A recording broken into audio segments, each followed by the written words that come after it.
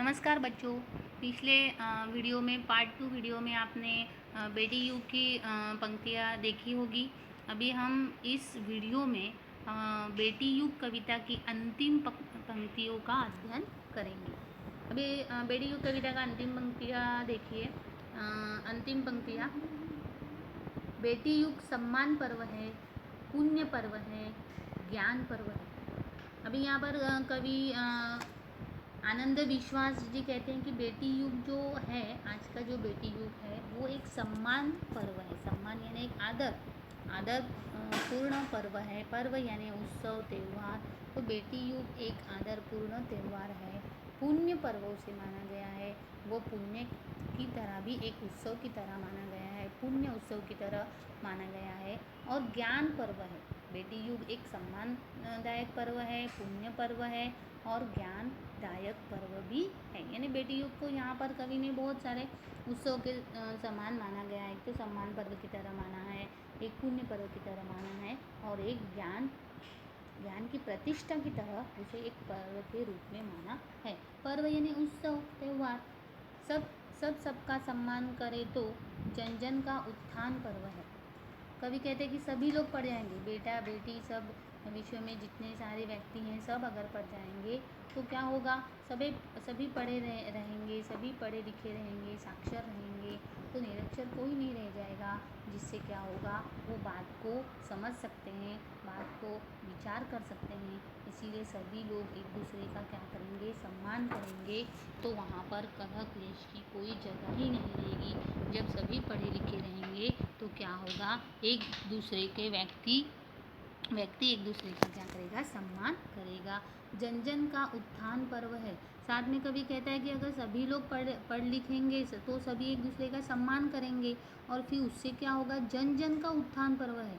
बेटी युग ये सिर्फ मतलब ये नहीं है कि बाबा सम्मान पर्व है, पूर्ण पर्व है। तो कवि यहाँ कहता है कि जन जन का उत्थान पर्व है। उत्थान शब्द यहाँ उत्थान शब्द है, तो उत्थान शब्द यानी प्रगति, तो विकास। तो यहाँ पर वो कवि कहते हैं कि जन जन यानी प्रत्येक व्यक्ति का यहाँ पर क्या होगा, विकास होगा, उत्थान होगा, प्रगति होगी। इसीलिए बेटी युग ये क्या है, एक उत्थान पर्व है। सोने की चिड़िया तब बोले, बेटी युग की हवा सयानी, नानी वाली कथा कहानी अब भी जग में लगी सुहानी। प्राचीन समय में भारत देश को देखो सोने की चिड़िया कहा जाता था। अगर तुम लोग देखोगे तो हिस्ट्री में तुम लोग ने पढ़ा होगा, अंग्रेज़ों के समय के दौर कैसा था। वहाँ पर वो अंग्रेज़ अपने भारत देश को क्या कहते थे कि बाबा ये तो सोने की चिड़िया है, सोने की चिड़िया वाला देश है। तो ये तो अभी प्राचीन समय से अगर हम लोग आज तक देखेंगे तो क्या होगा है, इस परिस्थिति में, इस वाक्य में बहुत सारा बदलाव परिवर्तन आ गया है।